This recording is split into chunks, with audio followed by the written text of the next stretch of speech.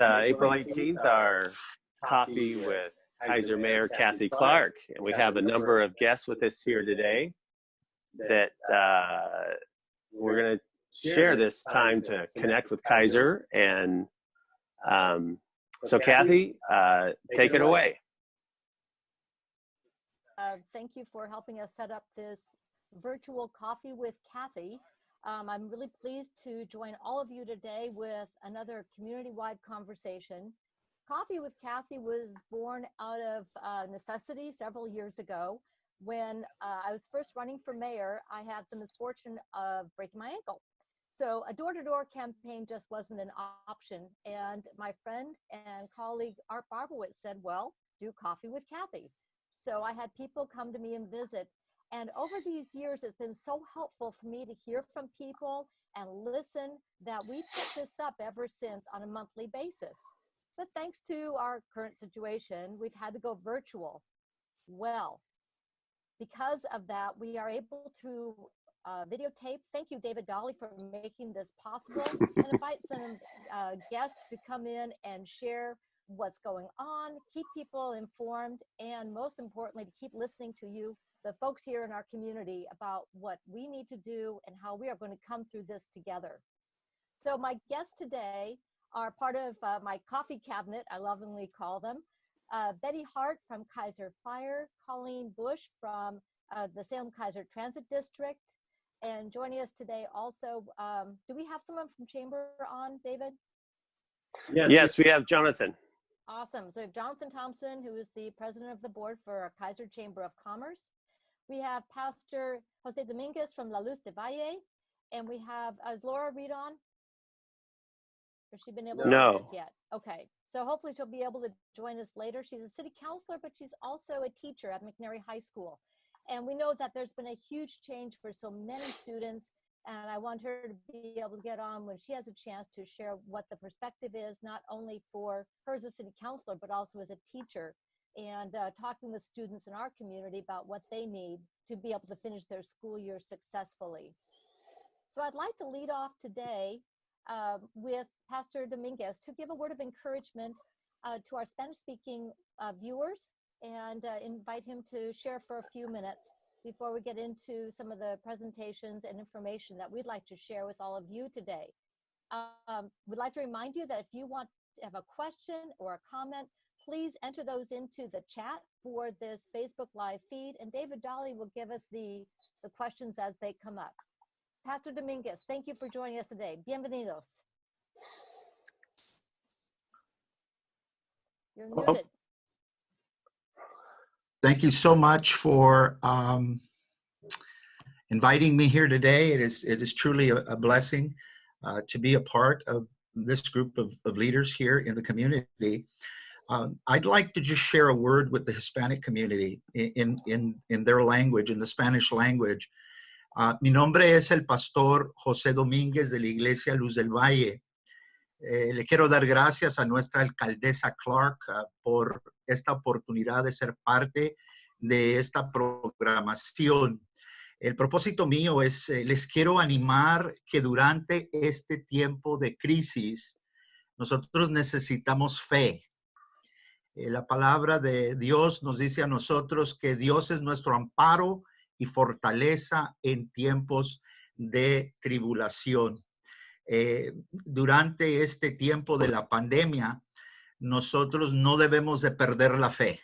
Tenemos que seguir adelante, tenemos que caminar con confianza, con seguridad. También no pierda la fe en Dios. ¿Por qué? Porque quiero que usted sepa que esta ciudad de Keizer tiene líderes comunitarios, iglesias, negocios, gente profesionales que están trabajando juntos, en unidad, con el propósito de dar información para que usted sepa lo que está pasando en nuestra ciudad. La programación tiene la meta de educarnos, de darnos herramientas para poder ayudarnos durante este tiempo de crisis. Algunos en nuestra comunidad han perdido sus trabajos y ustedes buscan ayuda para sus familias. Nuestra alcaldesa Clark, ella entiende, ella comprende el tiempo en que estamos nosotros viviendo y se preocupa por la gente de Keizer, por nuestra comunidad. Hoy día queremos hacer algo. Hay un panel de personas que nosotros deseamos tomar sus preguntas acerca de cosas que le están preocupando, información quizás que usted necesita. Nosotros queremos recibir sus preguntas por esta programación en la sección de comentarios en Facebook para contestarles. Les animamos que participen, que envíen sus preguntas en español, sus comentarios. Una vez más, queremos ayudarles a darles información y el panel quiere también contestar sus preguntas. Muchísimas gracias por su tiempo. Una vez más, Alcaldesa Clark, Mayor Clark, thank you very much for this time. It is very, very much appreciated. Well, thank you so much for that encouraging word. And we're so happy to have you with us here today and help us share information and connection with everybody in our community and break down barriers of communication across language, because we truly all are in this together. We were before. Keizer's a great community. We are together anyway. So this is another challenge we are rising to. And every day I am so blessed to hear how we are taking care of each other in a very meaningful and productive way. With that, David, do we have any questions to start off, or shall I go to one of our speakers today? Let's see here. No, people are just saying they're checking in. Glad to hear your voice. Thank you so much. With that, I'd like to go to transit first, to invite Colleen and Ian to get on the screen here. There's been a lot of changes in transit, and there's been so much adaptability to allow transit to operate safely, and provide a vital service for people in our community, particularly people who need to get to work, medical services, and needed supplies. So thank you, Colleen and Ian, for your service on the board of directors, and we look forward to hearing about what is happening and what we can do to help support our Salem-Keizer transit here. Colleen and Ian. Well, this is Colleen Bush. I'm the representative on the Chariot's board of directors for Keizer. There are 7 subdistricts, and I was elected to the subdistrict 2, which is most of Keizer. And normally I am the one who gives input for this Coffee with Cathy, and we have a good conversation. But I wanted to introduce our board president, Ian Davidson, who has, he and our executive leadership from our board have been working very, very hard this past month with our general manager, Alan Pollock, to make sure we were taking care of the community with our transit system. So I will let him introduce himself, and then why he's with the board, and different things he wants to share. And we can probably have a conversation, or we'll just go from there. Ian? Great, thank you so much. Thank you, Colleen, for the introduction. Thank you, Mayor Clark, for hosting us.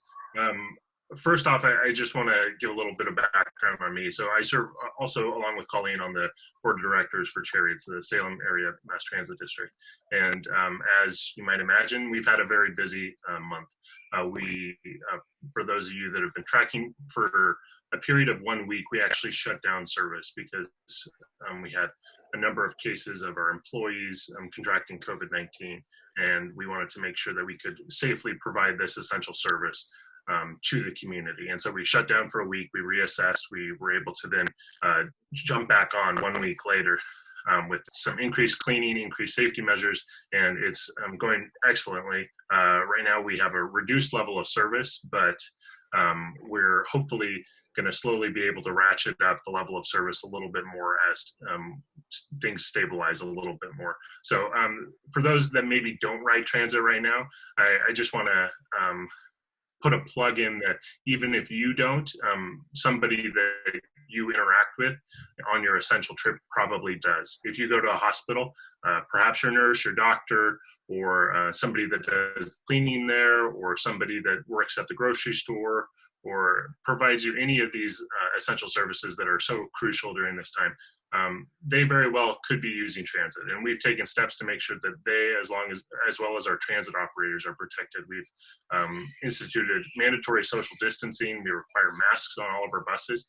And then one little note that is pretty fun is whenever the buses pull into our transit center, we have transit operators waiting in the wings to ready. As soon as they get there, they're jumping on kind of like a NASCAR pit. They're hopping on there and cleaning every surface, cleaning especially the high touch surfaces. There's about a 10 or 15 minute window there where they get all of those buses clean. So it's really quite remarkable what Chariot staff has been able to do to keep this essential service running and make sure that everybody that needs to get where they need to go, if they have an essential trip or an essential job, are able to do that. Thank you, Ian. That was great. I guess one other fun thing was one of the masks, the shields that our operators are wearing was made by one of our staff members by a 3D printer. So, and yesterday on the Chariot's Facebook page, they had different folks saying thank you for wearing your mask. We're here to serve you, and they're wearing those, all of their protective gear, so you can see what those look like. Colleen, I really want to thank you and Ian and the leadership of Salem Keizer Transit for continuing to adapt during this crisis and making sure that transit's available and safe. I've got friends who work in the maintenance department, who are drivers, and many who are riders. And this has been so important to make sure that this vital service continues safely. Any information or links to where people can get information on the current schedule? Yes, go to our chariots.org website, and right at the top of your page that comes up, they'll have alerts. They're in red. You can click on any one of those. You can also see the progression that we've had to go through our history of how we gradually had to shut things down and then clean it all back up and start again. Our mission is to safely connect people with places in the Salem Keizer area. We don't just serve Salem and Keizer, we serve Woodburn, and we go up the canyon, and we go out to Monmouth and Independence. So we do have a large service area, and we want to make sure everyone is safe, and we're doing the best we can do there. There was something else I was going to say. I'll come back to that later. I don't remember what it was. Oh, if you do need to ride the bus for those essential appointments, please adhere to the markings that are showing the physical distancing of 6 feet. Do not sit in the seats that are marked, that are blocked off. You enter the rear door, and we still are fare free. So we're doing our best that we can to help you get where you need to go. Ian, do you have some additional thoughts to share with us as well? Yeah, I would just strongly urge that if you do not have an essential trip, or if you're not an essential employee, please refrain from riding the bus. I know that's a strange thing for us to say, but really we only want those essential trips to occur. And so I know it's tough, especially if you're used to taking the bus and getting around town for what I guess is now called a non-essential trip. But please, we're doing our best to keep both the community and our transit operators safe. And one of the best ways you can do that is to stay at home. And so I'd really just urge everyone to, if possible, please stay at home. If you have an essential trip, please adhere to social distancing. But for the bus, save a seat because it saves a life. Like that tagline. I have a couple more. I remembered what I was going to say. Because of shutting down and coming back up again, our I don't know how to say it, but we were highlighted in the American Public Transit Association's publications. They have a weekly COVID-19 update, and there's been weekly calls, throughout the nation of our board directors, of our general managers, the different areas that are in transit. You can imagine all the details it takes to run a transit system, and the things that, what are best practices, what's working for you. So we were highlighted in one of those presentations. And then on another topic, next month is our all of the government's budget seasons. So our budget committee will be meeting virtually as well. We just got information on how that's all going to work. So we're charting new territory for Salem Keizer Transit. Oh, that is so exciting that the learnings that you have had are being able to be shared across the nation. And this truly is a time of collaboration and sharing what we're learning to go forward. And we also at the city will be doing our budget in a virtual manner, as well as much as possible on site, but that is continuing to evolve. And we also appreciated the guidance that we got from the governor's office and the executive order that gives us the flexibility to have our budget open, transparent, accountable, and accessible through audio-visual means.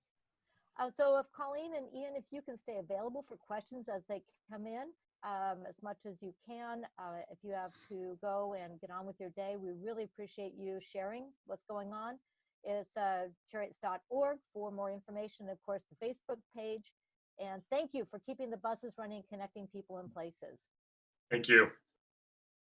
Betty, I would love to hear from you today. Keizer Fire District has continued to be very busy in serving people.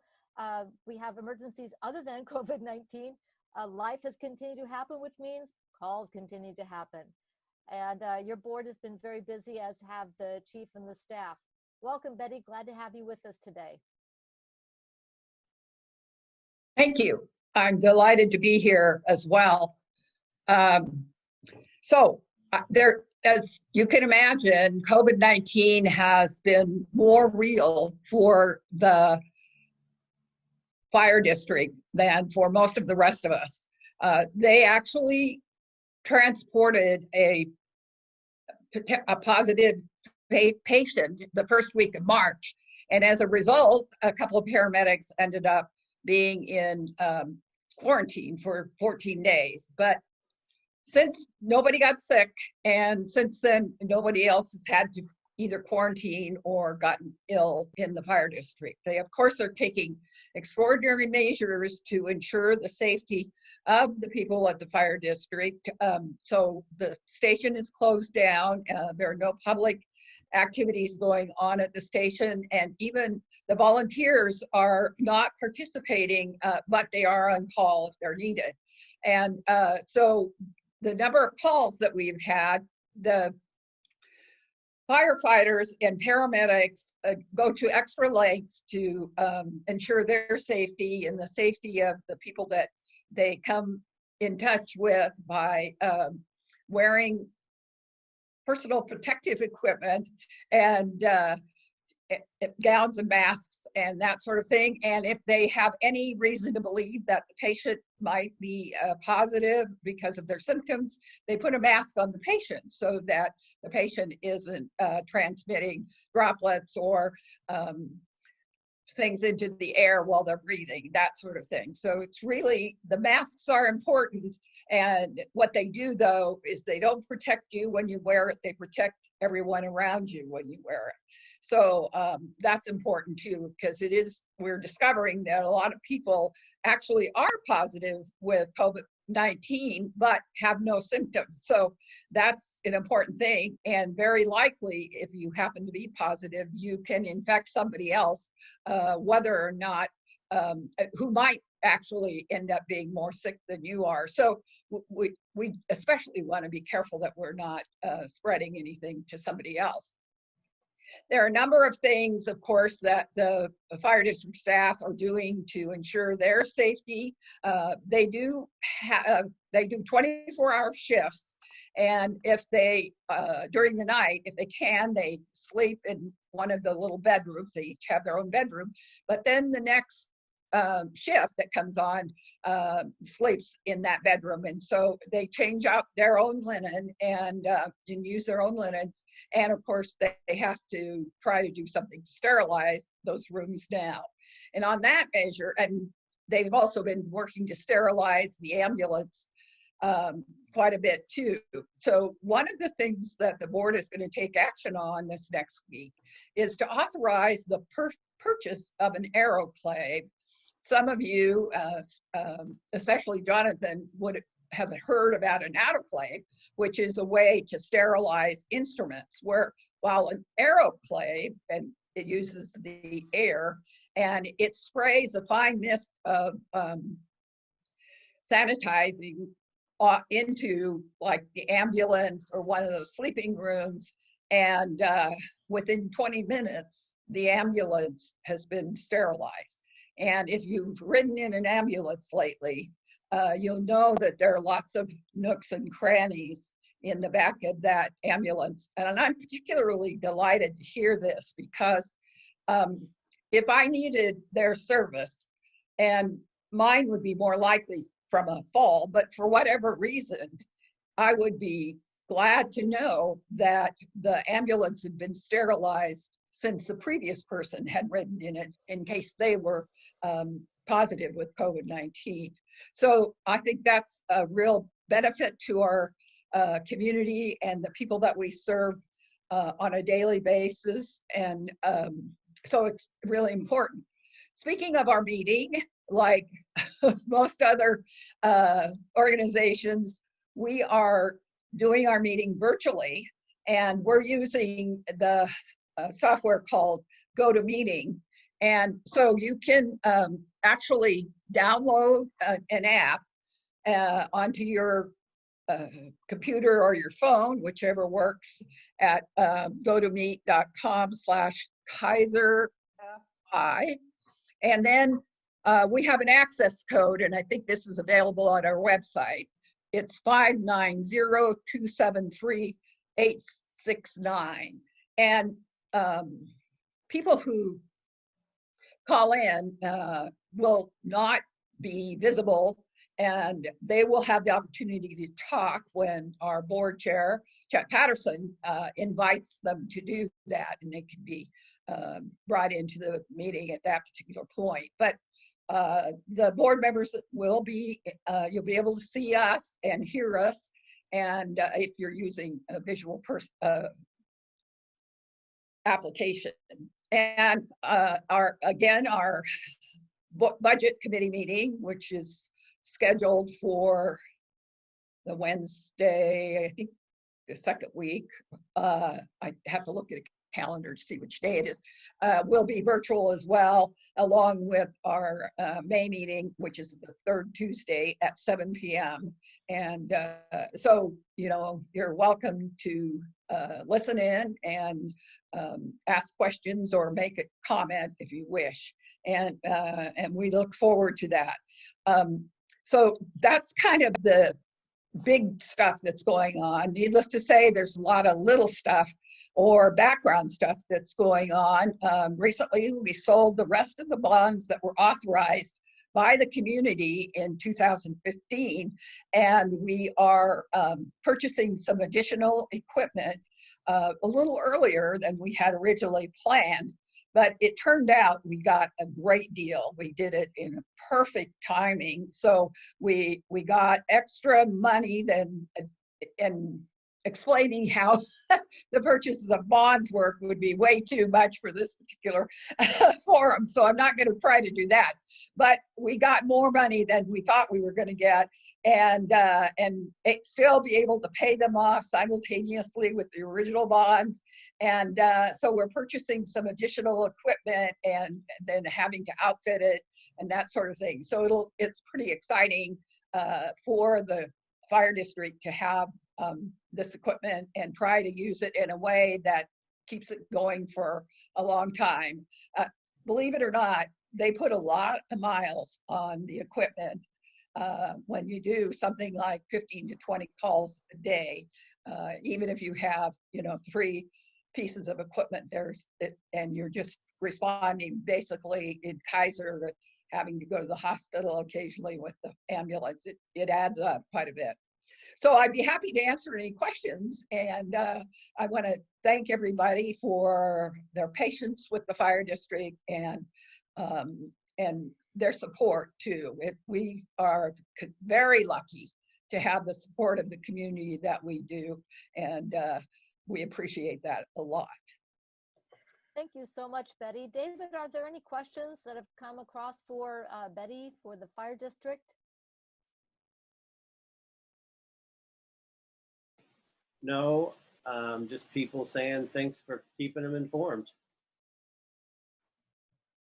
Keizer Fire has a website. There is a Facebook page. Betty, will the budget, since you have to go virtual, will that be posted online for people to be able to follow along? I hope so. I'll have to check on that. One of some of the website has been upgraded, so now there's a COVID-19 stream across the top of the page, and if you click on that, it'll give you the specific information of how to join our meeting and that sort of thing, other things that are going on with the COVID-19. So I was really pleased when I took a look at that yesterday. So. Well, all of our organizations are learning and adapting and adding capacity as we're going through this. And thank you to Keizer Fire District, the staff, and the board for helping adapt and keep people informed as well as serve during this emergency. But I think we're going to see some benefits long-term with being able to upgrade our systems and increase accessibility. So thank you on that, and we'll watch for the Keizer Fire District board meeting and the budget meeting. The second Wednesday, according to my calendar, is May 13th. I believe that's correct. But I tell you what, I'll check that out and then I'll come in near the end of the meeting with that information. How does that sound? Perfect. All right. Thank you so much. Really appreciate that. What I'd like to do is press pause a little bit, and Pastor Dominguez, there's been a lot of good information shared. Would you be willing to share a little bit of this or some connections for our Spanish-speaking viewers so they know where to get good information on transit and fire? Is he still on, David? Ah, there you are. Hi, Pastor. Yes, I am here. What I will do is I will let them know that the transit system, as well as our fire department, that they can go to their website.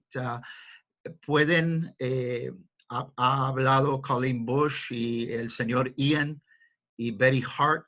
Ellos pertenecen a algunas organizaciones muy importantes en la ciudad de Keizer. La señora Bush, ella trabaja con el tránsito, los camiones, que son bien importantes en la ciudad de Keizer como en Salem. Ahorita ellos están pidiendo que si va a usar el camión, úselo nomás por una emergencia, por algo esencial, y por favor no lo use nomás para ir a pasearse. Necesita ser algo importante. Ellos han compartido, ellos con respecto al virus, el COVID-19, han limpiado los camiones, han comprado nuevo equipaje, nuevos aparatos también para limpiar los camiones, para mantenernos a nosotros seguros. Es importante la seguridad de nuestra salud. El sistema de tránsito también tiene un website. Si usted quiere ir a ese website, usted puede conectarse y allí usted se va a dar cuenta de algunos cambios, de cosas que ellos están haciendo para mantener los camiones abiertos. También el departamento de bomberos, Betty Hart, ella es una persona que es parte, una portavoz de ese departamento, y ellos también están haciendo cosas importantes en las ambulancias, están usando medios cuando personas se enferman, tienen una emergencia medical, de poder llevarlos a ellos han comprado un aparato que limpia en más de 20 minutos la ambulancia para ayudar a las personas que están teniendo esas emergencias. Ellos también tienen un website. Usted puede ir allí, buscar los bomberos, el Fire Department de Keizer, también el system, el bus transit en Salem y Keizer, y allí usted puede conseguir información. Thank you, Mayor. Thank you very much. I really appreciate making sure that the information gets out to everybody. On the website for the city of Keizer, keizer.org, we also have a tab for COVID-19, and we have linked to the authoritative websites for our partner agencies, as well as the Oregon Health Authority, and many of those pages have multiple languages in their links. So we encourage people to go to that link and get the information in a language that you understand the best. We understand when people are multilingual that you can communicate, but when you're really trying to get into substantive information, it's most easily understood in your primary language. And we want to make sure people deeply understand what's going on and can feel safe and secure and connected. So, Madam Mayor? Could I interpret that, Mayor? So, sí. Real quick. Lo que está diciendo la alcaldesa es de que la ciudad de Keizer tiene un website que tiene diferentes idiomas donde usted puede entrar y conseguir la información del COVID-19. También otras organizaciones que están trabajando con la ciudad está en nuestro idioma, en el español o otros idiomas, para que usted pueda tener la información. Acuérdese, la información es poder. Information is knowledge and power. Es conocimiento y poder. Nosotros queremos que usted esté seguro. We want you to be secure. We want you to be, to protect yourself. And these are websites, estos son lugares donde usted puede ir y conseguir la información, where you can get the information.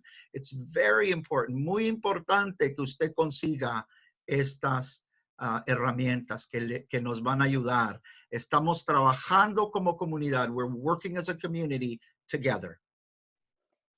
Absolutely. Thank you so much. Betty, you had a comment. Well, yeah, I wanted to say you're correct. The budget committee meeting is May 13th, so at 7 o'clock p.m. Oh, yeah. Okay. Thank you. Can I give those informations for chariots too? Yes, Colleen. Okay. Our next board meeting is next Thursday. Is that the 20th? I don't know the date.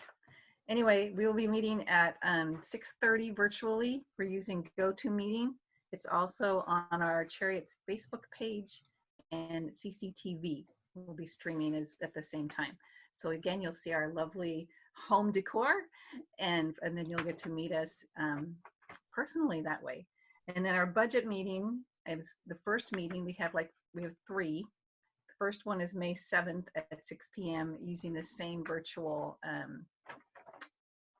technology. So I think that's it. Wonderful. Thank you so much. Jonathan, you're on talking of, you're the president of the board for the Chamber of Commerce. I know that you and Danielle, your board and the staff have been working diligently to help our businesses who have been very hard hit through this entire shutdown. A lot of people are looking for funding, for good information on where they can get the appropriate information. Unfortunately, there's a lot of great people out there, but unfortunately there are some scammers, and we want to make sure people get the right information from the right people so they can get real help through this time. And how can we help support our businesses now and long term? Jonathan, thank you for joining us today. Thank you, Madam Mayor. Yeah, it's interesting time. You know, somebody asked me yesterday, how are small businesses doing? And I said, well, in just in a quick word, we're depending on the hour, we're somewhere between nervousness and terror and hope. It just depends on when you ask us. So we're all working to keep as many people as we can on our payrolls right now. As people have heard, there's been some issues with the state unemployment department just handling all the claims they have coming at them. It's understandable. I mean, that system was never designed to take on as many claimants as they have right now. But people are, if they go on unemployment, some people are having to wait 3 weeks or more before they start getting benefits. So what of our small businesses are trying to do is, what can we do to support and keep people on payroll so we don't necessarily need to go the unemployment route? So we're helping businesses navigate both the Small Business Administration's emergency loan program, which is one avenue, gives low interest loans up to 20 years, depending on the borrower's needs, which is one avenue. And then the other avenue that I'm sure people have heard a lot about, especially this week, is called the Paycheck Protection Program. It gives small businesses loans to cover payroll and rent. That process is applied for through your bank. Many banks in Keizer have been doing yeoman's work to get those applications in and processed, but again, they're being deluged. The bank that we use for our business, they opened up their process to accept PPP loans, and within 48 hours received over 7,000 applications. So it's been a sprint for these bankers. And as my banker explained to me, we received in 2 days the number of loan applications we usually receive in 12 months. So they're really working to get through that, and we appreciate their work. And then to make things a little more complicated, on Thursday, the original money that was allocated to that program ran out. We have every indication that Congress will authorize more money for that PPP program, but when you already have small business owners who are nervous, it didn't help now that this is caught up in a political fight in Washington, D.C. So we're working with our congressional delegation closely to urge them to, get this passed, and we can argue about the details later. On another note, our Keizer is Hungry Facebook page from the Chamber is doing well. Many of our restaurants are on there regularly with specials for takeout. So I would encourage people, take a look at that. Take a look at that Facebook page and support our local restaurants. They've been an especially hard hit segment of the community for us, but a lot of them have become very inventive and very creative, and it's great to see them and their employees rallying to do what they can. So if you can, please check out Keizer is Hungry's Facebook page and patronize some of our local restaurants for some takeout. Also, a new thing that we just have been starting this week in order to support small businesses. Gino, who runs the Farmers Insurance Agency here in town, came up with an idea for a business neighborhood watch. Neighborhood watches have been very active all over Keizer for a long time. He came up with the idea because, a lot of our small businesses are closed, and that, those buildings that don't have as much activity can be magnets for crime. So he's worked very closely with the Keizer Police Department and come up with a business neighborhood watch that launched this week. And so that's been a real help to some of our business owners who have a lot to worry about already, and maybe this program can help. Can take one less thing, give them one less thing to worry about. So we appreciate Gino's work on that, and we appreciate the time that the Keizer Police have put into helping him make sure we set the program up correctly and we don't create more work for them than they already have. We've also spent a lot of time working with with lawmakers at all levels. We've been both Danielle and I have been in close contact with Representative Schrader's office and his team. They have been phenomenal to work with. They're very responsive. Congressman Schrader has held several conference calls with local chambers to answer questions. He's been very available. When we talk to his team, we get responses back quickly. So huge shout out to what Congressman Schrader is doing. He's really been present and really been doing what he can. The Keizer Chamber and the Salem Chamber are together leading a task force for the governor's office dealing with small business help. So that's been very helpful. The governor's office is doing what she can, so we appreciate that. And then also our state representative and state senator from Keizer have been, Representative Post and Senator Thatcher have been great to work with as well. Very, very easy to engage and very good at communicating our concerns to the necessary state agencies. Just as an example, we had an issue where there was some red tape around OLCC requesting / demanding that bars that are closed have to re-up their rather expensive liquor licenses while they're closed. Otherwise, they would be penalized. And these bars are closed. They don't have any money to update their liquor licenses. So Representative Post jumped on that right away, and we appreciate his work there. So I really have to say that at all levels, our state government and our federal government, our local representatives have done a phenomenal job.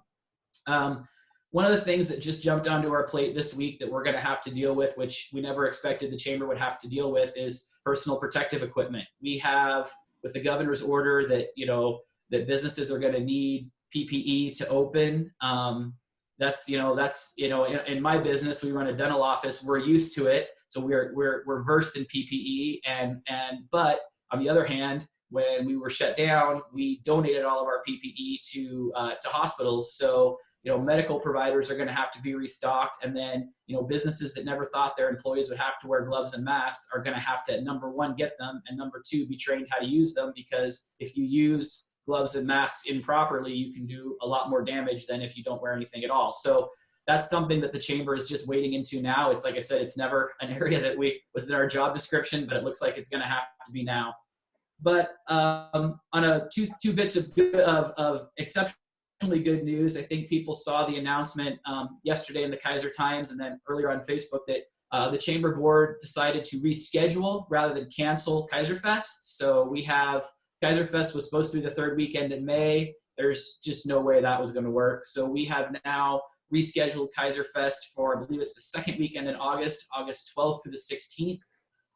We're not 100% sure what that's going to look like yet because everything's in flux, but we are committed to do something for the community, because we hope by that time most things are open back up and the community is going to need to take a breath, and we hope that Keizer Fest can be that breath. So watch our website, watch our Facebook page, watch the Keizer Times for what's coming with Keizer Fest. But there was a strong feeling with the board of directors. We didn't just want to cancel it. We wanted to reschedule it. So fingers crossed that we can make this work. And who knows, maybe we decide that the second weekend in August isn't nearly as rainy as the first weekend in May or the third weekend in May. So you never know what happens in the future, but we're excited to give it a shot and see what happens. And then also I wanted to mention that the mayor's prayer breakfast, which the chamber is part of, is scheduled to take place on May 7th. It won't be in the room at the Civic Center. It will be virtual, but we are going to we are going to put that on. It's going to be a great event. It's going to be different than we've seen, but we appreciate the mayor's enthusiasm, and the chamber's excited to help put that event on. So it's kind of the summary we have for now. Wow. When I said that you guys have been busy, I think that was one of the understatements, but I've seen you so active on media, but especially the support to our business owners, because our business owners are about the business of doing business. And to have to adapt so quickly, the resources that you and the chamber have offered to them have been absolutely invaluable. We know businesses that are struggling. We know businesses that are not sure they're going to be able to reopen. And we want to be as supportive and as helpful as possible. So thank you, Jonathan. Thank you to Danielle and the staff. And thank you, our community, for supporting our small businesses, our local businesses, to succeed going forward. Would you mind everybody of the website again, so that we can make sure people know where to get, again, credible information, not the, hey, you can get $250,000, if you just click here, and all that lovely spam. Right. Any information about Paycheck Protection Act, PPP loans, those go through your bank. So if you're not getting that information from your bank, start there. And then also for the economic injury, disaster loans, EIDLs, the best place to get information about those is the Small Business Administration, because that's where you apply, and that's SBA.gov. I've been through both processes myself. The SBA process it's very streamlined, takes about 15 minutes to go through. And then your banker helps you through the PPP process. So if you're not getting your information from one of those two sources, I would be highly skeptical of it. You don't need, I've seen emails of people who were, you pay them a fee and they'll help you apply. Don't do it. You don't need to. It's not that complicated. There's a lot of waiting involved, but it's not that complicated to apply for either one of these. So I would encourage people to use those two sources only. Excellent advice. We want people to make sure that they don't get scammed, on the business side. On the charitable giving side, something that all of us have been reminding everybody, there are great local organizations that provide services right here. And we want to encourage everybody to please, don't go to some new pop-up going, oh, we're going to fund whatever regarding COVID-19. Stay local, give to charities give to organizations Please, please, please do not go to some of the pop-ups unless you know what they're from. So I think that's going to be important advice for everybody going forward, and it's just good advice in general. Colleen says she has some additional information on the Marion County Fair. Again, we're thinking into the future. We're looking forward to the Keizer Fest. Tell us about the Marion County Fair, Colleen. Hi. Recently, I was appointed as a key volunteer for the Marion County Fair Board. We are still planning to have the fair between July 7th through 9th. Excuse me. Par any other decisions. We have been meeting bi-weekly, so the next meeting is the 6th of May, and we should know more about then whether or not it's going to continue on. We're meeting with board members and staff committees, 4-H, FHA, they play a critical part in that. 4-H is an educational program through the Oregon State University Extension Service.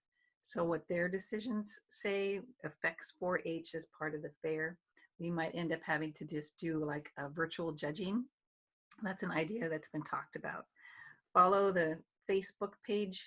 I don't have that written down, but you can look up Marion County Fair and find that on Facebook. You can find it through the Marion County web pages.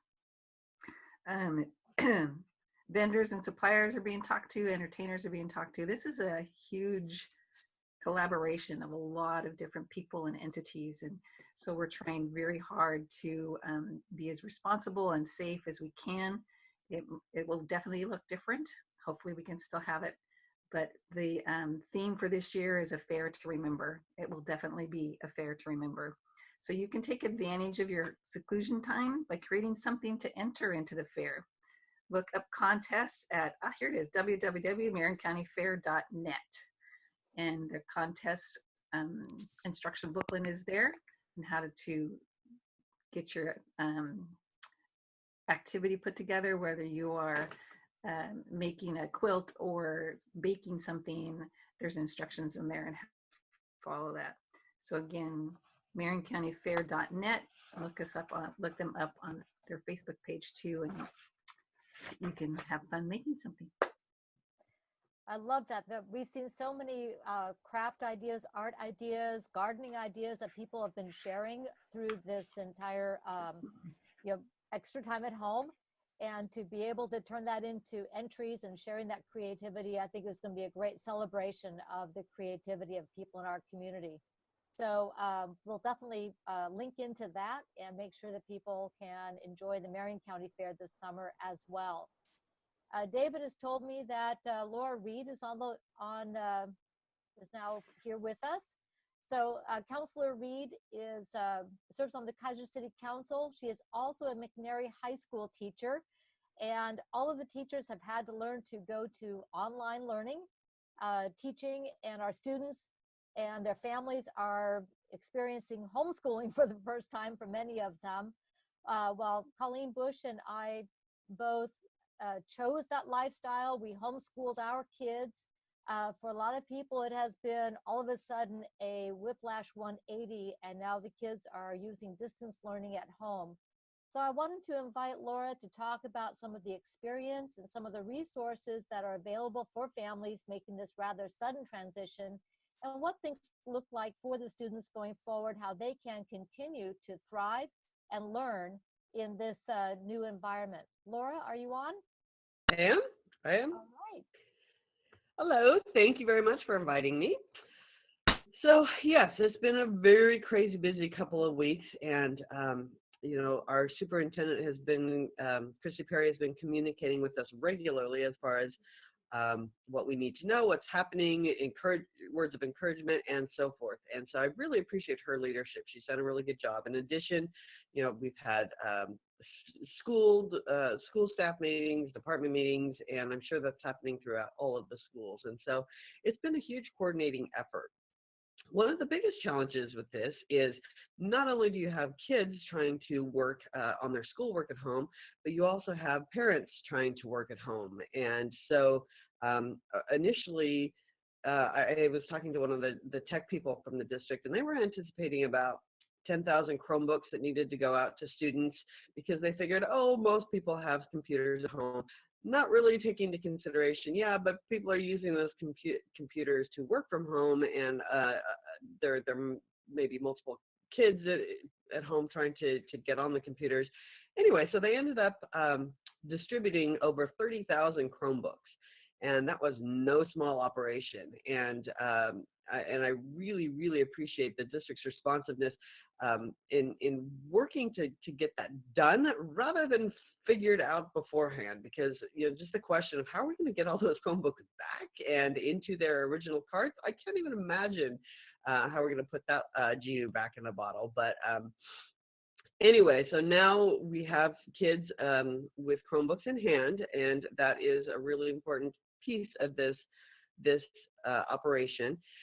Furthermore, we are definitely foregrounding equity as far as what happens if a kid doesn't have transportation to get to a Chromebook, or what if a kid doesn't have internet access, even if he or she can get a Chromebook. And so the district is working on gathering that information, hand delivering Chromebooks to those who couldn't get them, figuring out the distribution of and allocation of hotspots as necessary. So there's just all kinds of different considerations. So on the student engagement level, we've just completed our first week of distance education for all, and it's been a really interesting experience. Not only have I had my my classes to figure out how to do distance, but I've also been helping my kindergartner grandson try and do his distance learning. So I kind of have a view from a few different perspectives as to what this looks like. So I'm not getting nearly the participation that I would like to see. I've got probably about maybe a third of my kids turning in work. So just making sure that parents know that your kids do have things to do, and depending on the grade level, of course, they need to make sure that they are doing all the work that's assigned. Our Superintendent Perry has given us the guideline that we are supposed to be giving about 90 minutes of work per class per week. So 90 minutes as opposed to the usual 220, 30 minutes that we normally have per week. So we are really aware that kids, we need to take it a little easy on them in terms of the demands, and yet we also need to make sure that they are getting some learning opportunities and that they're able to learn what they need to learn. So a huge applause to parents, because this is a very difficult thing to figure out. As some of you who've done homeschooling know, it takes a great deal of planning, and there is not much room for planning in this particular situation. So, and sometimes kids don't respond well to their parents telling them to do schoolwork because it's two different worlds. And so that's one of the reasons I've been working with my grandson, is because, he's a little bit more responsive with me than he is with his mother sometimes. And so just kind of trying to figure out what works best, what incentives work best, and just being creative about it. So that's what it's all about. But just making sure that parents know that we understand, not only do you have the challenge of working at home, many of you, but also trying to make sure all your kids are getting done what they need to get done, and how do you access that information. It's a huge undertaking. And please make sure also to watch all the communication venues. I'm not sure if that is the right word, but where the district is using Remind, we're communicating via Classroom, Google Classroom. The younger grades are using Seesaw to communicate. There is for the district, there's a site called clever.com, and they can also get to this as they sign on to their Chromebooks. But this clever.com takes them to all of the different apps and different resources that they would use. So it's all in one place. And that's something that I was not really familiar with before. There's all kinds of technology and things that we had in place, but we didn't perhaps really know about until we had to. And so we're learning a lot that way. So so that's one thing that the parents can be looking at is clever.com takes you to all the different resources and everything's there. In addition, we have lots of ebooks available and audiobooks available. Not only, I know through the McNary Library website, you can get to those, and I'm sure that also, again, on that clever.com, it has things like Discovery something or other, and then there's Tumble Books for some of the lower readers, and so there are lots of different ebooks available. So if people don't have a whole lot of reading material at home, there are different ways to get those. Furthermore, there is an effort with the Salem Library in conjunction with the Chemeketa Library and some of the local libraries, and they are also offering ebooks for, I think there's a 90-day membership available during these times. So again, that link is on the McNary. If you Google McNary HS Library, that is the Chemeketa, I can't remember what it's called, some kind of Chemeketa cooperation, library cooperation. That link is there, but otherwise there are other places that you can go to get books as well. And the other thing I want to talk about is the seniors. Seniors, there's nothing that's fair about this situation, and basically what happened is the state made the decision that as of March 13th, if students were passing, they could get the credit for the second semester, and if they had all the credits they need, they could be done. And so on one hand, this is kind of a nice gift, but on the other hand, seniors are missing out on all kinds of things like proms, all the competitions that are available to the various activities, the band, orchestra, choir, the athletics, obviously. Oh, thank you. Chemeketa Regional Library Service, there it is. Yes, so that is on available for books. So yes, thank you for posting that. So yes, seniors, and there's not going to be graduation, and just none of the senior rites of passage that there usually are. So that is a real challenge for a lot of them. And I know that there have been lots of features on the Keizer Times about senior athletes who were really looking forward to their senior year and haven't been able to do that. And that's true across the board for a lot of seniors, for virtually all seniors, really. They're missing out on something. But and there are lots of seniors who were not passing as of March 13th. And so that's been, I think the number is somewhere around 23% of the seniors are not quite ready to graduate as of March 13th. So we are making all kinds of efforts to get them to that point where they need to pass.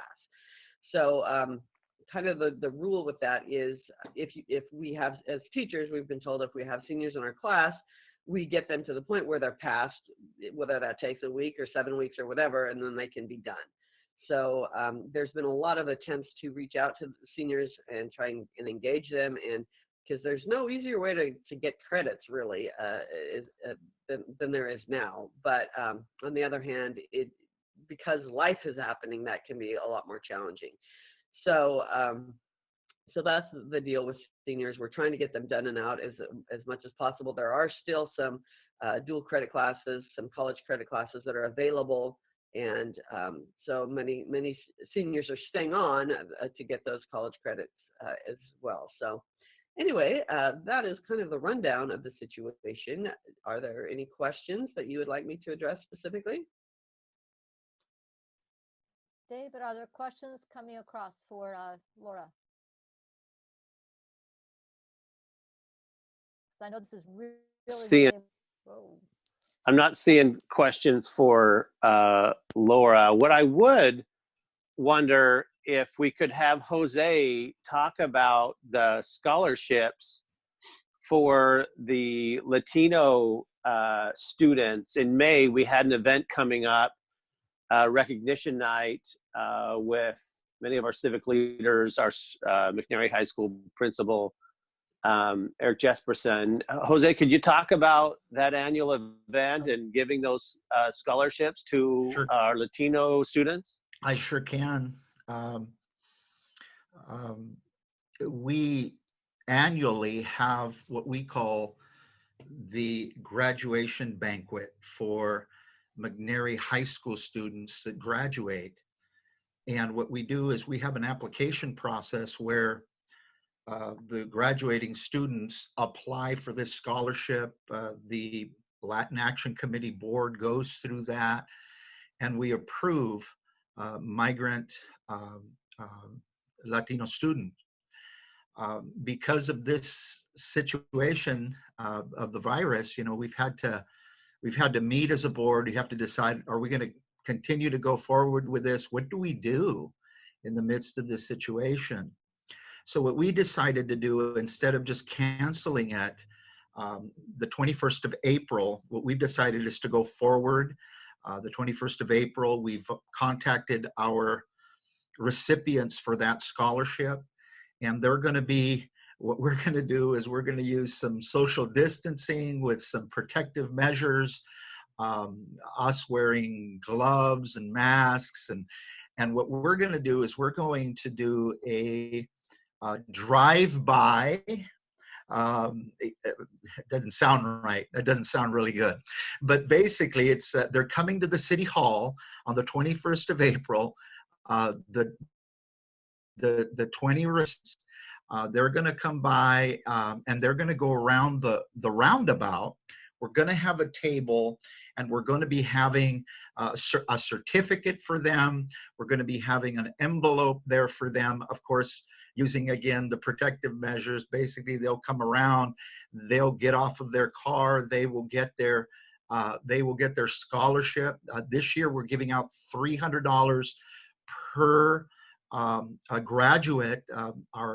Our business community, our partners have been such a blessing in giving to this event. Our hope was that we could gather all of the families as we've done in the past. Our mayor, our city council have been such a support of this event, but we did not want to cancel. So we're going to go on with the event. We're excited about giving out that scholarship to the students. We also have some communication going on with the students. We've got their phone numbers. We're calling each one individually, letting them know how proud we are of them, encouraging them to continue with their higher education, but encouraging them to come back to the community of Keizer to give and to be a part of this community. Like our mayor said, this is a great community, and we just want to continue to be a part of that. And that's the story regarding the scholarships. We wanted to be positive.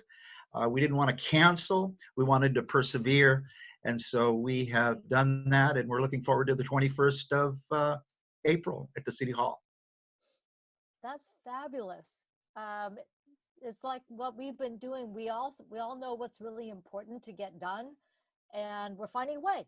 We're figuring it out as we go, and helping Keizer continue to be Keizer. Thank you, Pastor Dominguez, and congratulations to all of the scholarship recipients. I really appreciate the emphasis on continuing to give and give back, and to pay it forward to the next generation, that our scholarship recipients are leaders, and they are going to encourage people coming after them. Thank you, Laura, for sharing about the experience of the teachers and students. It's very important for families to recognize that we're all in this together. The school district is not expecting perfection out of the gate, but to get all of our seniors across the finish line successfully is so important, as well as all of the students to be able to continue learning. There have been some projections in some venues that our students are going to not be able to succeed to the extent that they could have. I want to challenge that. I want to challenge our students and teachers that I know that you are going to be able to capitalize on this learning opportunity, and our students are going to succeed. They are going to be learning, and they are going to be just rocking it because they're Keizer and they're our Keizer families. So thank you, teachers, thank you, families, and thank you, students. I think it's going to be important to continue to communicate. Thank you, Laura, for those links. Laura, do we have all of those links on our city resource page? And if not, can you get those to Chris to get those linked in? Yes. Which ones are you looking for? For the Clever one, or the Chemeketa Library one, or the McNary High School Library one? The ones that will be helpful for students and families to go to when they go to our website for credible information, that they can go to that and then click into what will get them into the education resources. So if you can get any of the ones that you think will be helpful, that would be great. I will do that. Thank you. Kathy, we've also had a question about Laura covering the BOLT program at Chemeketa for seniors starting May 4th. Yes, and I honestly don't know a whole lot about that, but what it is it's for the seniors who are who are graduated and who are ready to start Chemeketa. It's kind of a more or less a boot camp. I believe that there are certain classes that they can be taking I believe it's a 5-week time frame. So it's just a way for seniors to, by finishing in March and not starting college until the end of September, that's a long way. And so this is an effort, I'm sure, from Chemeketa to just make sure that those seniors are up and ready and in good intellectual shape and to enter into Chemeketa in the fall. So again, I'm not sure too much on the details of those, but if parents have students who are heading towards Chemeketa, I would definitely look into that. Again, a lot of the college credit now, the dual credit classes are still happening. For instance, I'm teaching a Writing 122 class, and even though all of my seniors are finished with the district requirements as far as graduation, they're sticking in there to be able to get that credit for Chemeketa. And then this BOLT program is in addition to that, if students want to get credit for a different class that they would like to have taken before they start. That's another opportunity for them to do that. So again, sorry, I don't know much more than that about it, but it does seem like an excellent opportunity for kids to stay in place and make sure that they are college ready for when that time comes. Thank you so much, Laura, for getting people connected with that. And as more information emerges, I know that will get posted. And if you find links that will be helpful for our families and our students, if you can get that to Chris for our city website, so we can continue to be a forum for being able to get information out, again, the credible information to our families and our community. So that I is will do that. Fabulous. So how Coffee with Kathy usually goes is that people come and ask questions about what's on their minds. And all of the people who I've asked to share with us today have done so. So I would invite people in the community who have questions, things that have not been answered yet, or other things that are on your mind. Please go ahead and go on the chat, ask those questions. You've got a lot of us here who are, if we don't know, but chances are pretty good that we can let you know or follow up on questions that you might have. One of the things I haven't done yet is sharing what's going on at the city. So let me jump in for a couple of minutes and let you know. Monday night, we will be meeting virtually. We are going to have a public hearing about backyard chickens and ducks. Yeah, you heard me right. We're going to be adding ducks as the recommendation of our planning commission to change our regulations for backyard chickens and ducks. So we'll be having a public hearing on that. This is going to be new. We haven't done a public hearing virtually before, and this is an opportunity to try it out, see if we can break it, but more importantly, to see if we can expand the way in which we conduct city business in an accessible and transparent manner. So watch for that Monday night starting at 7 o'clock. The usual venues of KeizerTV.com and Comcast Channel 23 will be up and running, just that we will all be participating as city councilors and staff virtually. So watch for that. Also coming up, we have a virtual open house for the City Charter Committee. That work has been tremendous this year, as a panel of 9 volunteers have been working with our city attorney to go line by line through our city charter and to look at what needs to be updated, what needs to be changed, what needs to be modernized, and maybe what are some options for how we do city government going forward. So there are some options that are being presented for people to have a conversation about. The Charter Committee will be making a final recommendation to City Council. City Council will then look at the recommendations, and what will go on to the ballot will come from a resolution by the City Council. So this still has some layers to go through, and I want to thank the volunteers who are participating in this task force, being led by City Councilor Elizabeth Smith. We have City Councilor Kim Freeman, and tremendous volunteers on there. So watch for that on Tuesday night, the 21st. The city budget will be May 11th and 12th. We're still looking at how we're going to do that virtually, how much will need to be virtual, how much we can do in City Council chambers, socially distanced, of course, but again, to be as inclusive as possible. Our city budget was posted online prior to the City Council or the Budget Committee meetings. So you will be able to open that document, follow along with us page by page as we move through the document, and be able to ask questions about how your dollars, our dollars, are being used to by the services that we need to operate as a city, to provide the services of public safety, planning, parks, etc., that make our city go. I want to thank Jonathan for talking about the Mayor's Prayer Breakfast that is hosted by and is a function of the Keizer Chamber of Commerce. We are so excited to be able to do that as a virtual event on the National Day of Prayer, May 7th. We will get underway at 7:30 in the morning, and then it will be rebroadcast later after it is recorded. We have many people who have already accepted the invitation to be presenters for that. And again, we're finding a way forward to do the things that we want to do as a community, that we need to do as a community, just using some new technology. And so I just got another yes on that one. Let's see, what else? In May, Coffee with Cathy will happen again on May 23rd. So watch for announcements on how that will happen. If we are able to have a physical venue as well as Facebook Live, we will post that on the Facebook page here and let people know how that will happen. So like everything else, we're kind of building this plane in flight, as it were. But that will happen on the 23rd of May.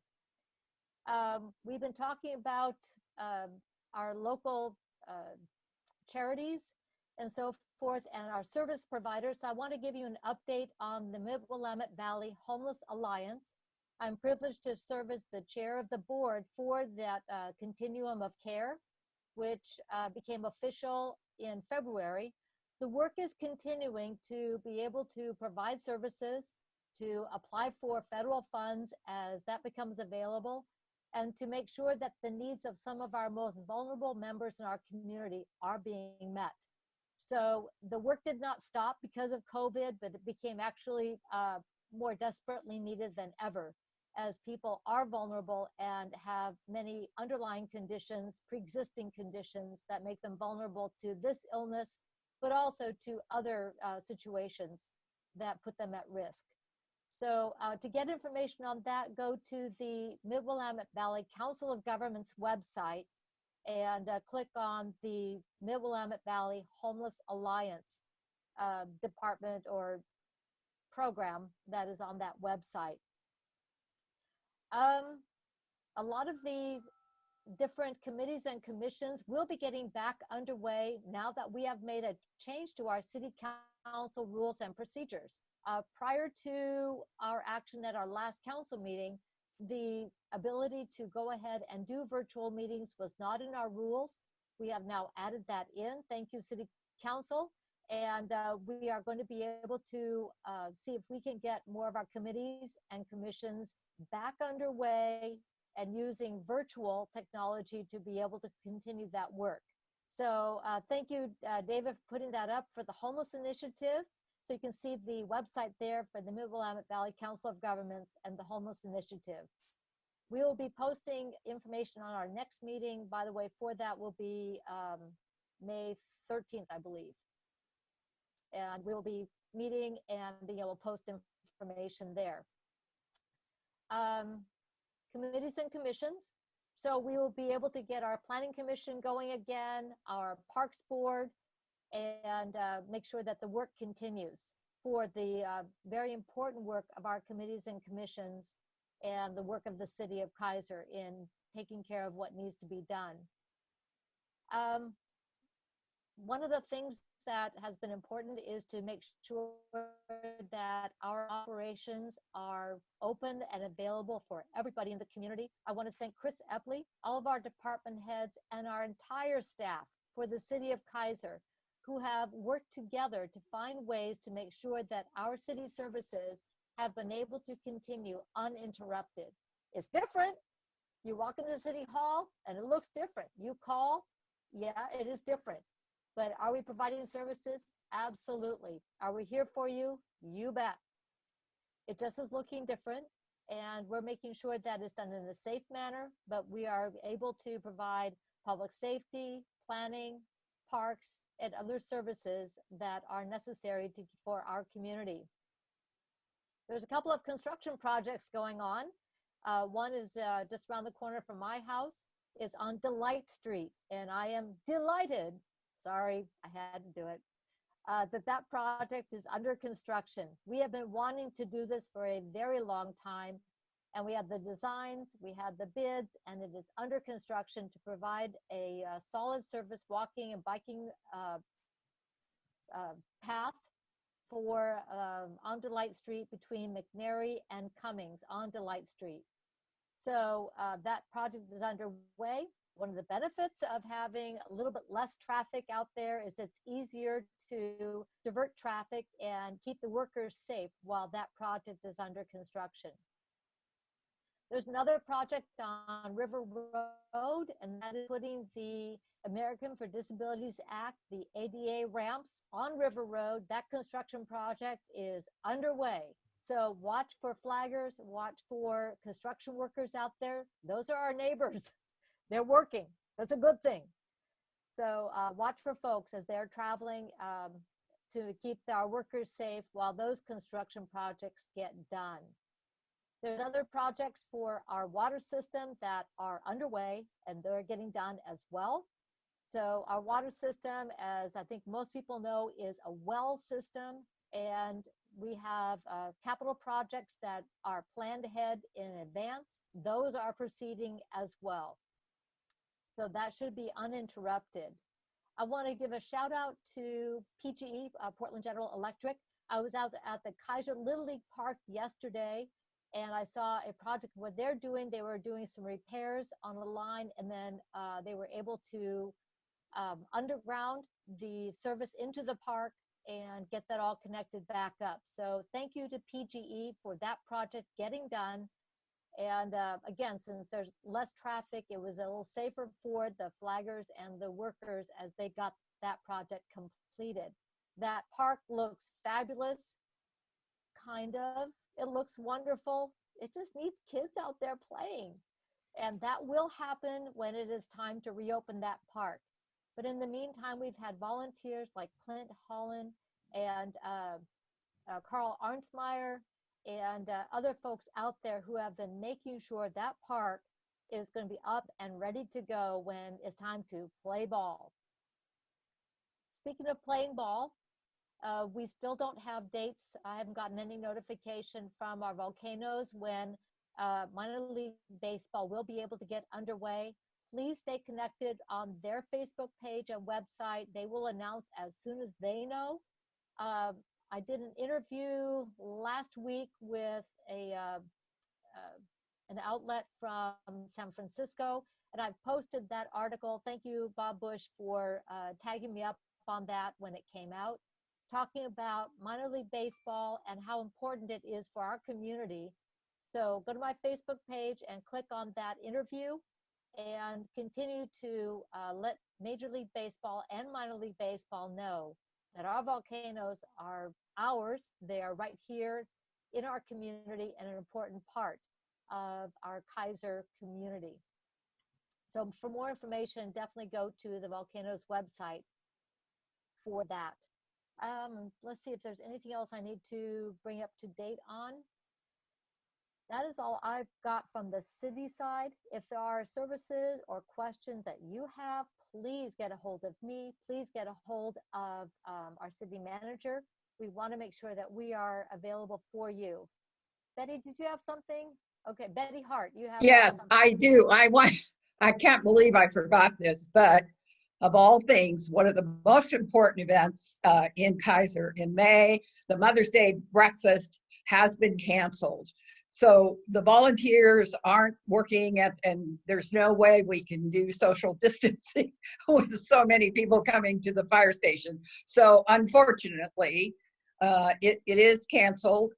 And so all the families out there, you have to come up with another way to treat your moms to breakfast that morning.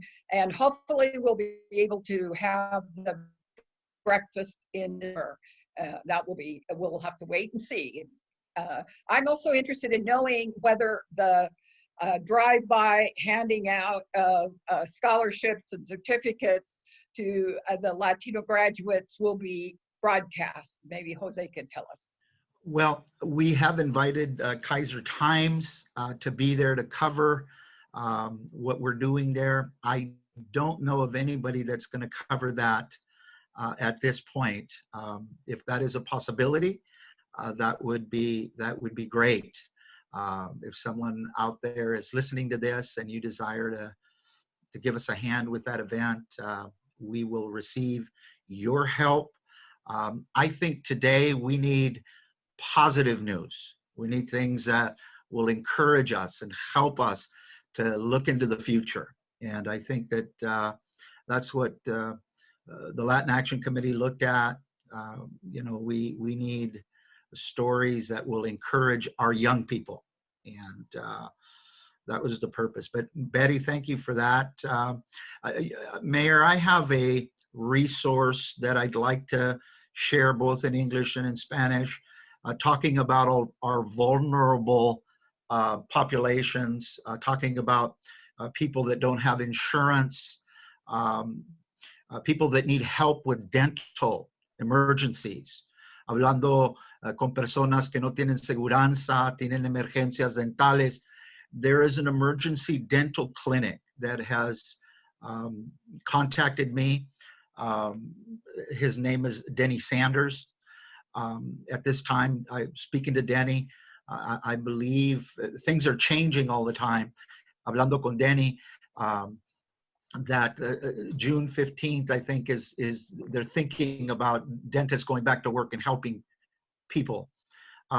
This dental clinic, if you have an emergency, basically I have it right in front of me, but you can call 503-967-5574 or text 503-967-5574. Puede llamar por teléfono o por texto 503-967-5574. Es solo para emergencias. It's only for emergency dental care.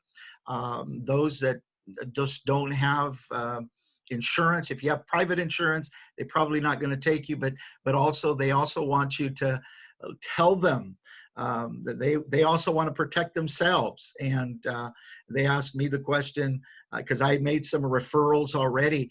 Hice alguna referencia, unas recomendaciones a personas a esta clínica. Dígame si están infectados. Tell me if they're infected with COVID. And so it's very, very important. These are emergency services that basically what happens is that you'll drive through a triage area. There's going to be some licensed dental providers on site.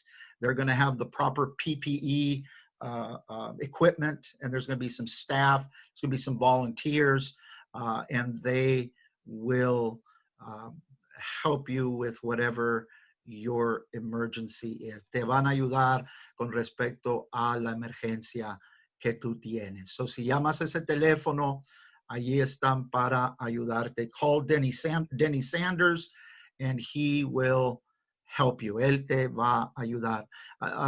Mayor, I have a plug-in for the Marion Polk Food Share. It's my understanding that for every dollar that we give, it gets either doubled. The dollars get doubled to help people that don't have food. And so those are our vulnerable populations in the city of Keizer and Salem. If you are blessed with working and you still have a job, if you could generously give to the Marion Polk Food Share. You go to their website, you go to their Donate Now page, and give to someone who is really an organization that's really making a difference in our community. I have a lot of other things, Mayor, but I just want to share a story, if I could, a story of encouragement. Talking about this dental clinic, the faith community is working hard during this time. Pastors, their staff, our churches are centers of trying to resource the needs that come into our, that we hear of through phone or we hear about through friends or whatever, people that are in need. A friend of mine, a pastor friend of mine, sent me early in the morning on Friday the information about this dental clinic. In our fellowship, we have a text group. And so everything that comes in terms of resourcing information, materials, and everything that people need to have. So we went ahead and we sent that into our text. A little lady called us and she says, my tooth is infected. I haven't been able to sleep and it's just horrible. She got a hold of Denny out there. She made an appointment. They triaged her. They took care of her emergency. And she calls me up later and she says, thank you so much. Tell the community, the people of the community that are helping, that are providing for those that don't have. And I just want to big old shout out for our community leaders, our people out there that are working very, very hard to make sure that our community gets resourced with information. I want to thank those organizations also that have thought about the minority populations, those that don't speak the English language. They have hired or contracted people to for their websites, their Facebook pages, to get the information out. We can't help people if the people don't get the information in their language. So just big old shout out to those people that understand that. And we truly appreciate that. Makes our job as a community helper to help those that need to be helped. So thank you very, very much. Pastor Dominguez, could you give me that phone number again? I'm putting it in the comments to the Facebook Live. Yes, it is called Emergency Dental Clinics. It is 503-967-5574. And the person to call out there to contact is Denny Sanders. And he can be also emailed at dsanders, SANDERS, at medicalteams.org.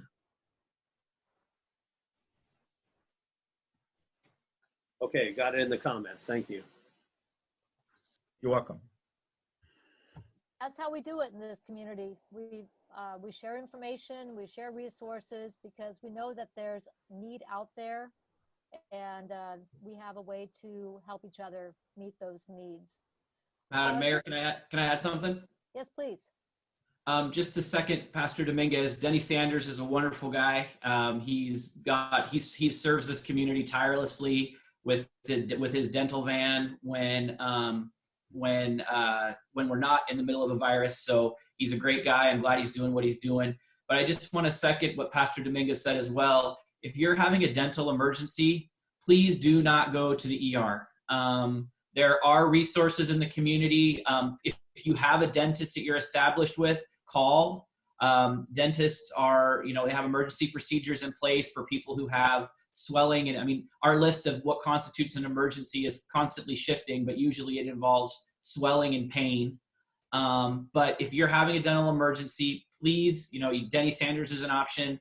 Calling, if you have a dentist, please call that dentist and they can help walk you through some solutions. But by all means, please do not go to the ER with tooth pain. They probably won't be able to help you anyway, and we need to keep those ER resources free for patients that Keizer Fire is bringing in and things like that. So just call your dentist if you're having an emergency, or reach out to Denny.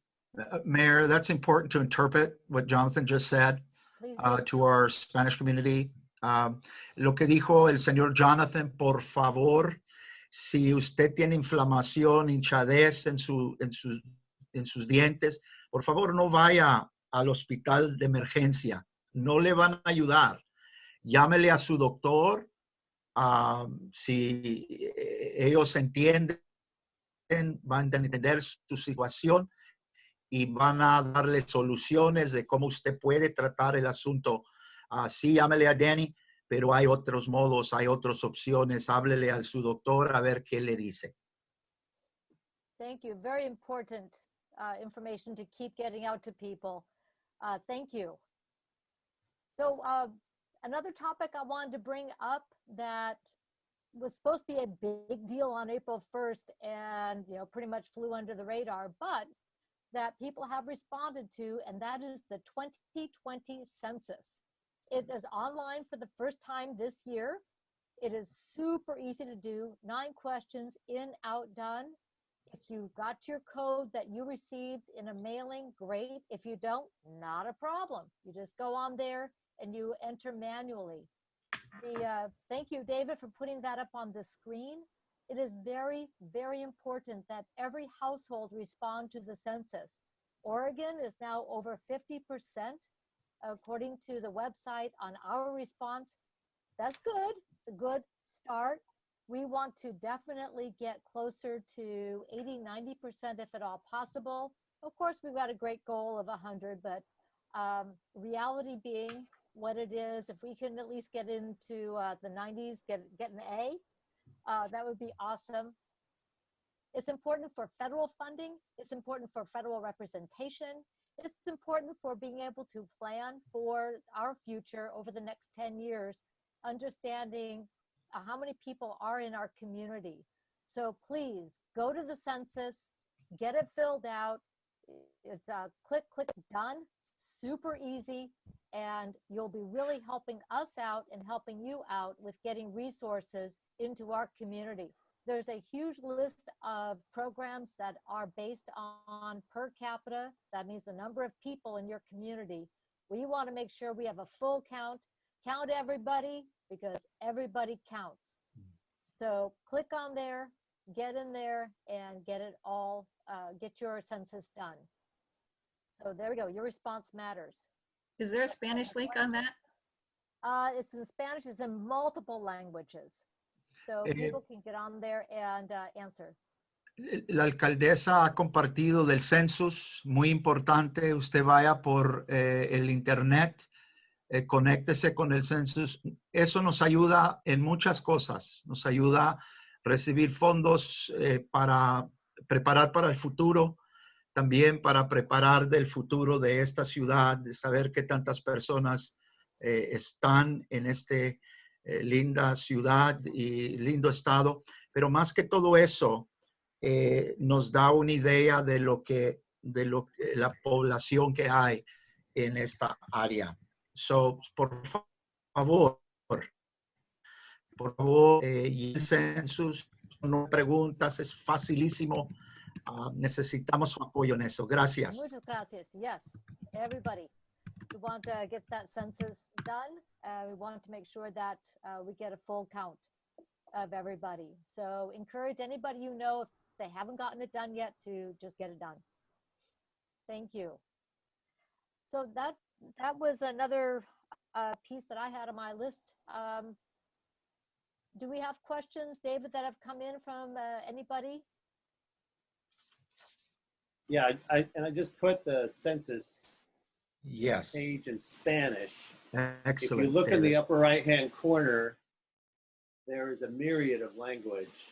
Si usted se fija en la página hacia la derecha, ahí hay los diferentes idiomas donde usted puede llenar, bueno, claro, el español, llenar el census.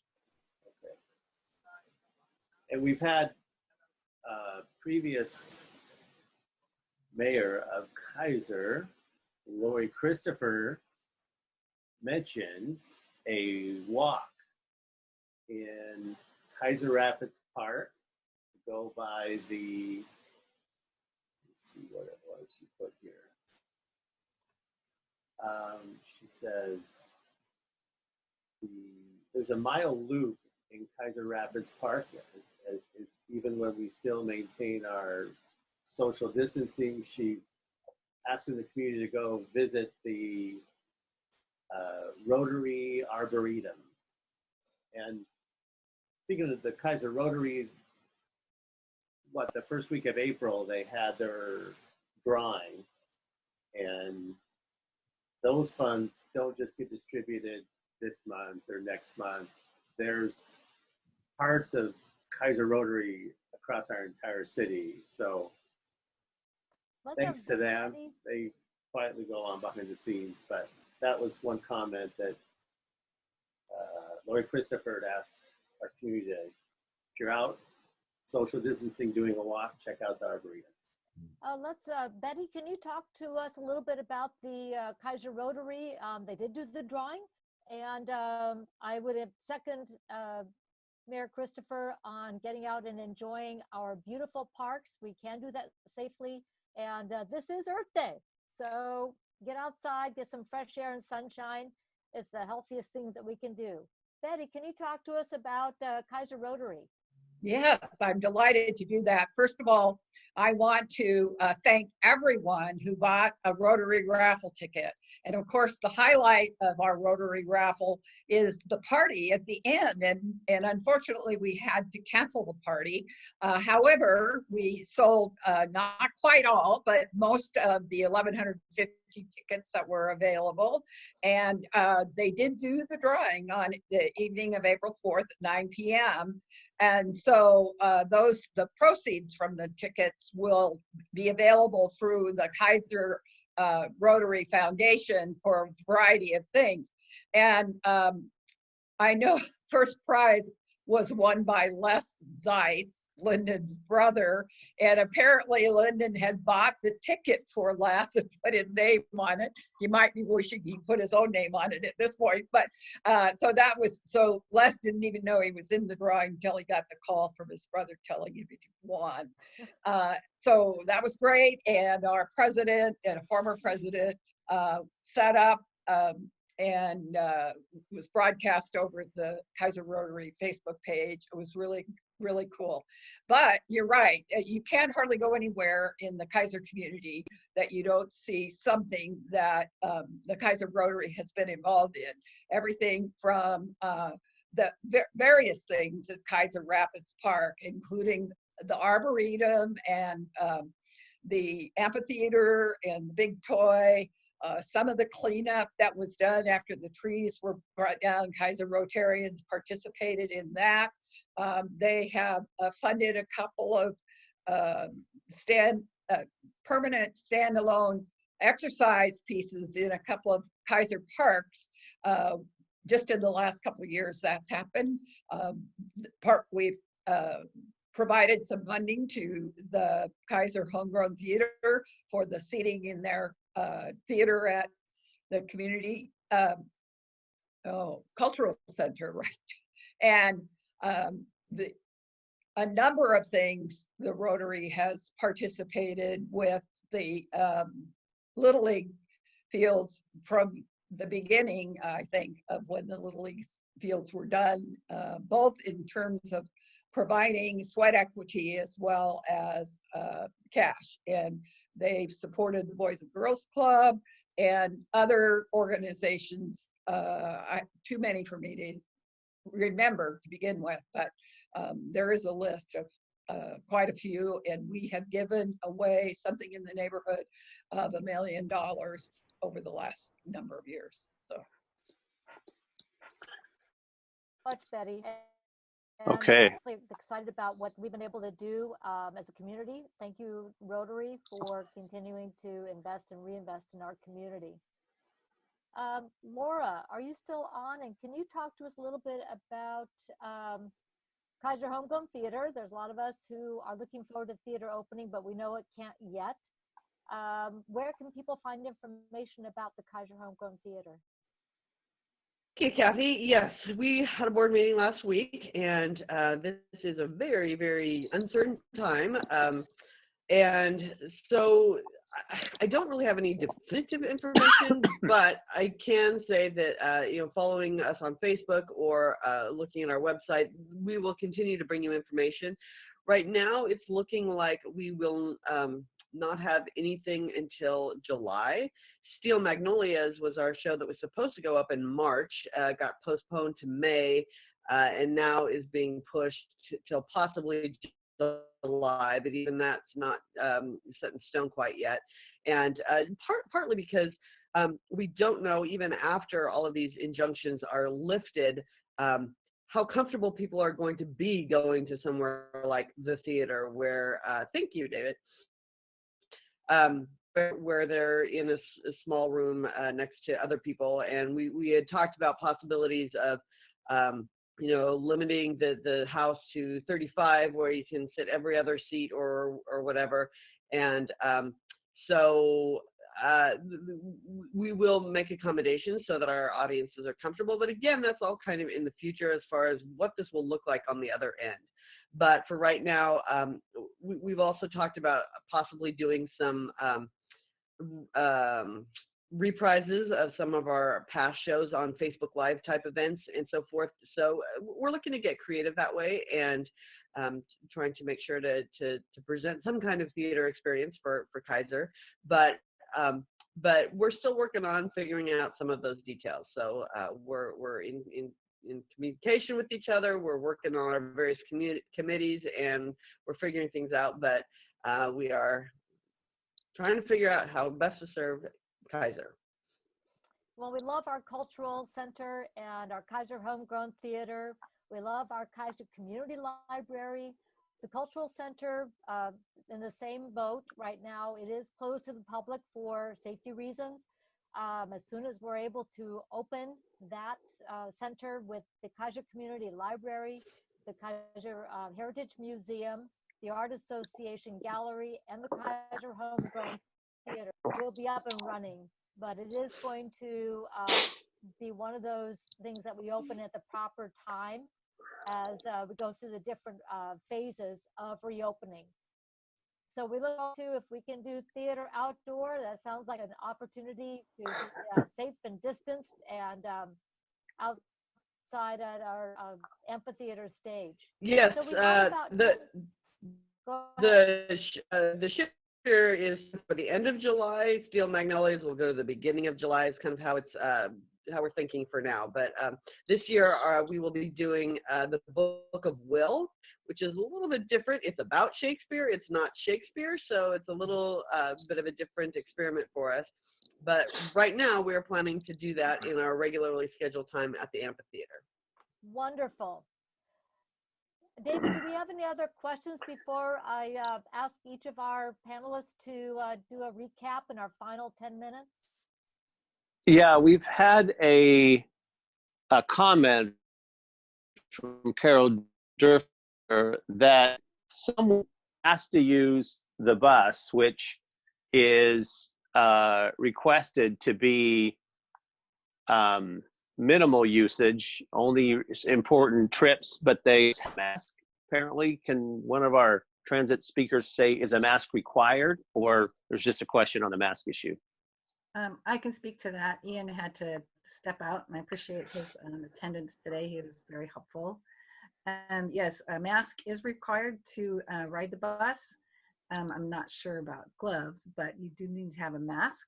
And again, they will also ask you what your destination is to make sure you are taking an essential trip.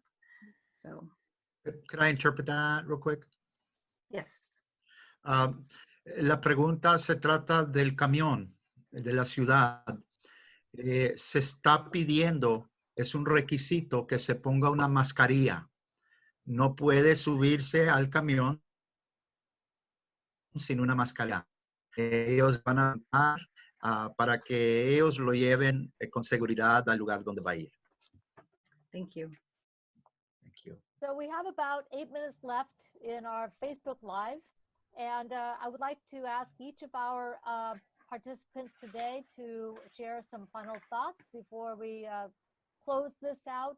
This this has been recorded and will be broadcast for people to access. And I encourage everybody to share out the good information and thoughts that people have shared here today. Colleen, I'll just go down the list. If you have a few thoughts you'd like to share as we wrap up today. And thank you so much to you and Ian for participating.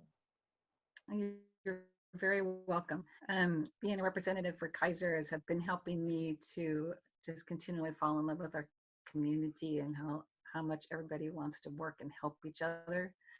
I know that country is looking for you, and there's signs of that. We're getting excited. And as part of the public transportation scenario, the American Public Transportation Association, or APTA, has created a mobility recovery and restoration task force. And you can find that on their website. But their purpose is to, let me read that, focus on the public transportation industry's I can't even say the word, coronavirus recovery with an eye toward rethinking mobility as we know it. They're going to develop a path forward for public transportation's core functions and financial stability. They're going to explore new methods, tools, and approaches to reposition the industry's essential role in a post-pandemic mobility world. And our general manager, Alan Pollack, is part of that task force, and he regularly keeps our board updated with all of the steps that they're going through.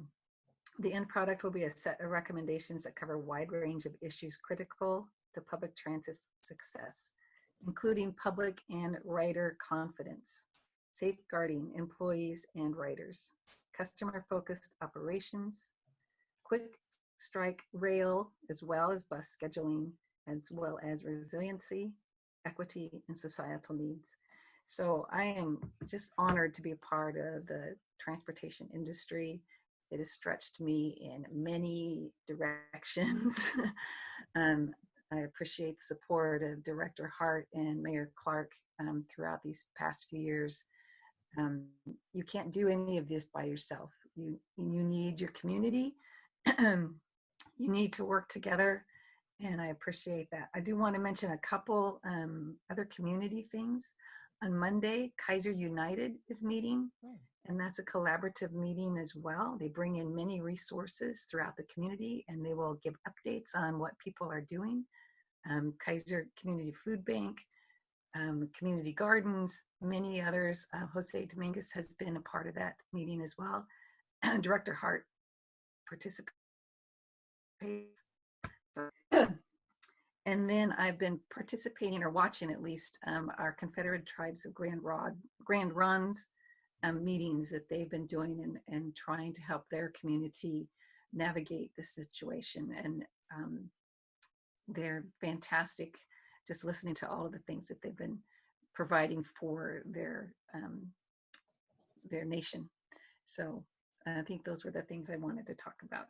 Oh, it's a good story, a really good story.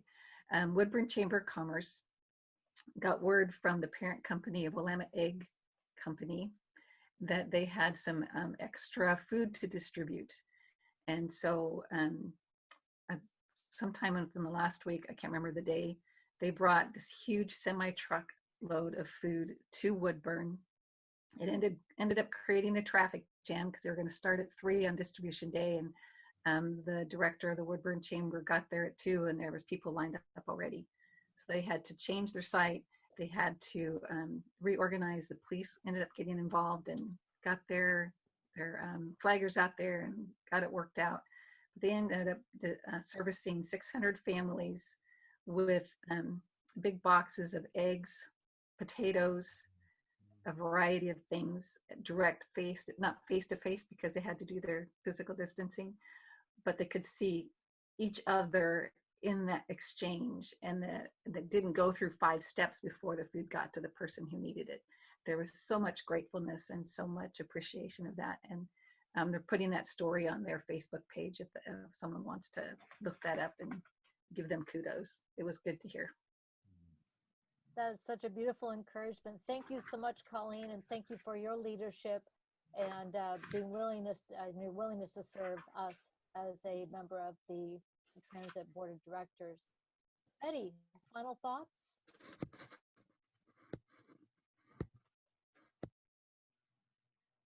I'll get you unmuted.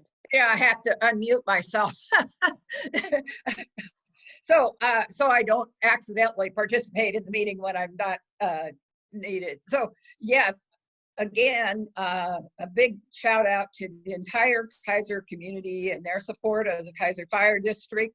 We encourage you to stay involved everywhere. And although people are anxious to get out and do things now, remember that this disease can still reoccur. And so we want to be careful. I certainly am a high risk person, not as high as some people, but still high risk. And so I will continue to keep my social distancing for a while. And I'm looking forward to being sure that our community is safe and well. I have a comment about the Boys and Girls Club. They are continuing to do business, and their club leaders, the ones that are in the satellite clubs, for instance, the one here in Keizer, are trying to stay engaged with the kids that come to their club.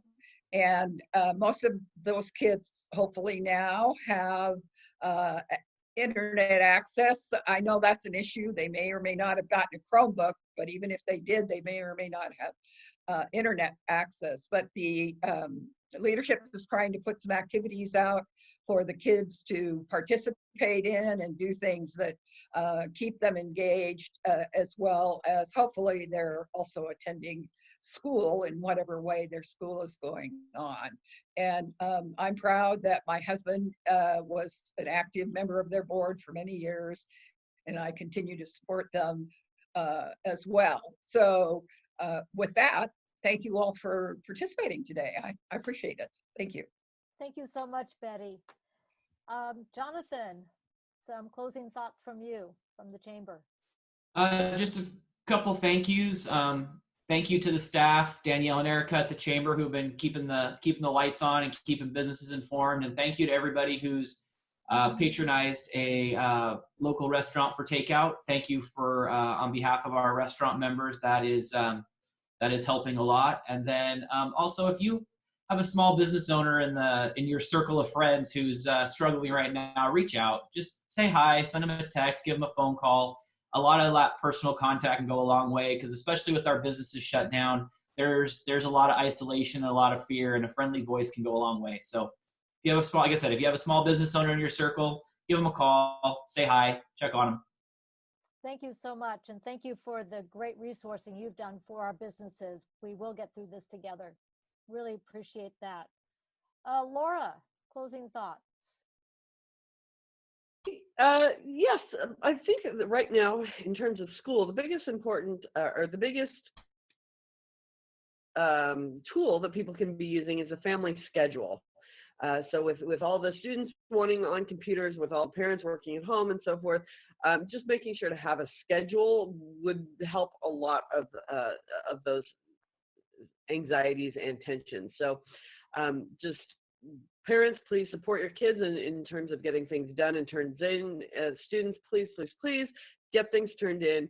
Again, there will never be an easier time to earn credit, at least and you need to be able to take advantage of these learning opportunities. And the more you put into it, the more you'll get out of it. So there are lots of supports available, and we are here for you, and we recognize that this is a very challenging time for everybody. And so please reach out to your teachers and make sure that you have whatever you need to be successful in this new and uncertain world. Thank you so much. Great words of advice. Really appreciate that. And thank you for your work helping our students across the finish line to graduation. Pastor Dominguez, closing thoughts. Yes, I'm going to kind of reiterate what Betty said, but I'm going to speak it in Spanish. Estamos esperando abrir, estamos ansiosos, desesperados de que el Estado se abra para poder normalizar nuestra vida.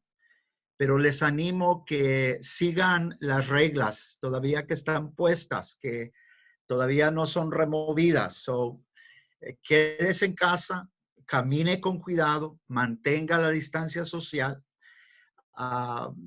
Si puede, póngase una mascarilla. Confíe en Dios. Acuérdese, ame a Dios y ame a su prójimo. Love God and love your neighbor. If there's someone that needs help, hay alguien que necesita ayuda. Maybe it's your neighbor. Quizás su prójimo, su vecino necesita ayuda. Sonríese. Give them a smile. Say hi. Maybe they need some food. Quizás necesitan comida. Help them. Ayúdeles. So keep looking up. Things are going to change for the good. So just hang in there. Manténgase allí. Thank you for that. Just in closing, thank you all for participating today. Thank you, David Dolly, for helping us get online and keeping us going through this broadcast. We really appreciate you helping us get the word out and communicate.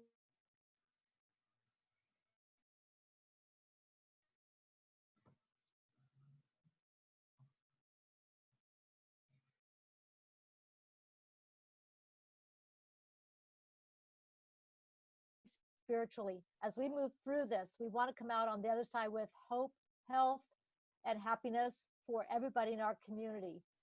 Everybody who you've heard from today is here to help. If we don't know the answer, we probably do know somebody who does. Want to echo what Pastor Dominguez said, reach out to one another with a smile, with humor, and with help and with love. Thank you so much for joining us today. Join us next time for Coffee with Cathy on May 23rd, and we look forward to hearing from you. Thank you so much. Take care. Bye-bye.